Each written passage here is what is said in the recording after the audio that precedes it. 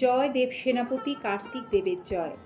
শ্রী শ্রী কার্তিক পুজোর আন্তরিক প্রীতি ও শুভেচ্ছা জানিয়ে আমাদের আজকের এই পর্ব শুরু করতে চলেছি। সম্মানীয় দর্শক শ্রোতা বন্ধু, আজ কার্তিক সংক্রান্তি ও কার্তিক পূজার পূর্ণ লগ্নে একটিবার অন্তত শ্রবণ করুন কার্তিক পূজার ব্রতকথা, যা জগৎ সংসারে কার্তিকেয় ব্রতকথা নামে প্রসিদ্ধ। কার্তিকেয় ব্রত বা কার্তিক পূজার সময়কাল কার্তিক মাসের সংক্রান্তিতে প্রতি বছর অর্থাৎ কার্তিক মাসের শেষ দিনে এই পুজো বা ব্রত করা বিধেয়। কার্তিক পুজো ব্রত কথা। একদিন ধর্মাত্মা বসুদেব দেবর্ষি নারদকে বিনীতভাবে জিজ্ঞাসা করলেন, হে ঋষিবর, আমার পত্নী দেবকী যেসব পুত্র প্রসব করছে তাদের সকলকেই দুরাত্মা কংস হত্যা করেছে। এখন কি করলে আমাদের পুত্র দীর্ঘায়ু লাভ করবে, দয়া করে তা আমাকে বলুন। দেবর্ষি বললেন, হে বসুদেব, পূর্বকালে সুভগা নামে এক ধর্মনিষ্ঠ ব্রাহ্মণের দক্ষিণা নাম্নী সত্যবাদিনী ও পতিব্রতা এক পত্নী ছিল। তাদের কোনো সন্তানাদি ছিল না। এই দুঃখে একদিন সুভগা গৃহত্যাগ করে গভীর বনে যাত্রা করলে তার স্ত্রী দক্ষিণাও তাকে অনুসরণ করল। ব্রাহ্মণ পত্নীসহ সেই বনে ঘুরতে ঘুরতে এক সরোবর তীরে উপস্থিত হয়ে দেখল কয়েকজন নারী সেই স্থানে সমবেত হয়ে ধানের অঙ্কুর দ্বারা শোভিত স্থানে অষ্টদল পদ্ম রচনা করে তার মধ্যে কার্তিকের মূর্তি স্থাপন করে ব্রত করছে। দক্ষিণা তাদের কাছে জিজ্ঞাসা করে জানতে পারল তারা কার্তিকেয় ব্রত করছে। তখন সেই নারীদের কাছে দক্ষিণা জানতে চাইল যে এই ব্রত করলে কি ফল হয়। তারা বলল, নারীরা পুত্র কামনা করে কার্তিক মাসে বৃশ্চিক রাশি স্থিত সংক্রান্তির দিনে এই ব্রত করবে। ধানের অঙ্কুরে শোভিত স্থানে অষ্টদল পদ্ম রচনা করে তার মধ্যে সামর্থ্য অনুযায়ী সোনার, রূপোর, তামার বা মাটির কার্তিকেয় মূর্তি স্থাপন করে মূর্তির সামনে ঘট স্থাপন করবে। এই ঘটে যথাক্রমে গণেশ, নারায়ণ, ব্রহ্মা, শিব, দুর্গা, লক্ষ্মী, সরস্বতী, লোকপাল, নবগ্রহ, ময়ূর ও গরুড়ের পুজো করে যথাবিধি কার্তিকের ধ্যান করবে। তারপর কার্তিকের ষোড়শোপচারে পুজো করে লোহার তৈরি খড়গ প্রদান করবে। এইভাবে প্রহরে প্রহরে স্নানাদি পুজো করে ব্রত কথা শুনবে।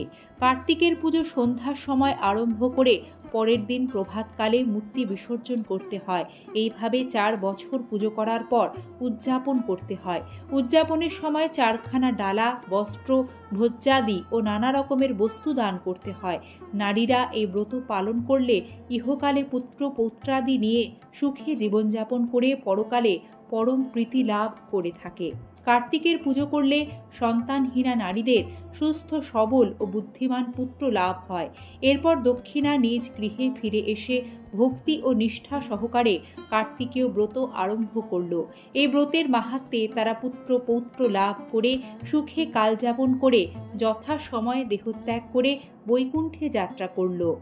এরপর দেবর্ষি নারদ পুত্রহারা বসুদেবকে উপদেশ দিলেন, হে পুণ্যাত্মা বসুদেব, তোমরা স্বামী স্ত্রী উভয় মিলে কার্তিকেয় ব্রত আচরণ করো।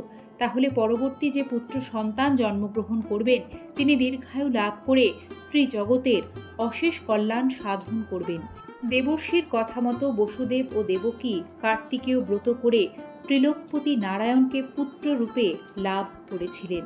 হে মহাভাগ দৈত্য দলনকারী কার্তিক দেব, তোমায় প্রণাম করি। হে মহাবাহু ময়ূর বাহন, তোমাকে নমস্কার। হে রুদ্রের পুত্র, শক্তি নামক অস্ত্র তোমার হাতে, তুমি বর প্রদান করো। 6 কৃত্তিকা তোমার ধাত্রী মাতা, জনক জননী প্রিয় হে মহাভাগ। হে ভগবান তারকাসুর বিনাশক, হে মহাতপস্বী প্রভু, তোমাকে প্রণাম। কার্তিক দেব মহাভাগ, ময়ূরের উপর তিনি উপবিষ্ট। তপ্ত স্বর্ণের মতো উজ্জ্বল তাঁর বর্ণ, তাঁর 2টি হাতে শক্তি নামক অস্ত্র, তিনি নানা অলঙ্কারে ভূষিত। তিনি শত্রু হত্যাকারী, প্রসন্ন হাস্যোজ্জ্বল তাঁর মুখ, তার চরণে 100 কোটি প্রণাম। কার্তিক ঠাকুর কেবলমাত্র সন্তান লাভের জন্যই পূজিত হন না। কার্তিক পুজো করলে শত্রু ভয় দূর হয়। আমাদের মনের ভেতরে যে ষড়রিপু রয়েছে তা আমাদের পতনের সবথেকে বড় কারণ এবং আমাদের সবচেয়ে বড় শত্রু, তা হলো কাম, ক্রোধ, লোভ, মোহ, মায়া, মাৎসর্য। এই 6টি রিপুর নিয়ন্ত্রণ করার জন্য কার্তিক পুজো করা হয়ে থাকে। এছাড়াও কার্তিক পুজো করলে মঙ্গল গ্রহের অশুভ প্রভাব নাশ হয়, মামলা মোকদ্দমা থেকে নিস্তার লাভ করা যায়। শুভ কার্তিক পূজা। ভিডিওটি এতটা সময় ধরে দেখার জন্য আপনাদের সকলকে আন্তরিক ধন্যবাদ জানাই। আগামী পর্বে আবারও দেখা হবে। ভালো থাকবেন। ঈশ্বর আপনাদের মঙ্গল করুন।